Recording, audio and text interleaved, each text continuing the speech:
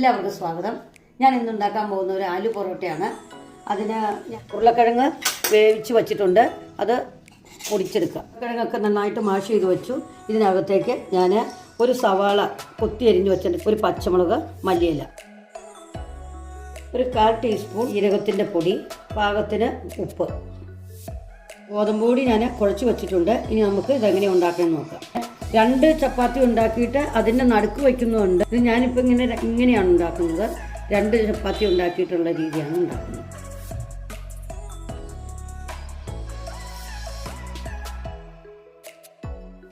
രണ്ടാമത്തെ രീതി ഇതാണ്. ഇതുപോലെ ഒരു ഉരുള എടുത്തിട്ട് ഇതിനകത്ത് വച്ച് വയ്ക്കണം. എന്നിട്ട് പതുക്കെ റോൾ ചെയ്യണം. നെയ്യ് ചേർത്താലാണ് നല്ല ടേസ്റ്റ് വരത്തുള്ളൂ. വേറെ കറികളുടെ ഒന്നും ആവശ്യമില്ല. തൈര് കൂട്ടിയാണ് ആലു പൊറോട്ട കഴിക്കാറ്.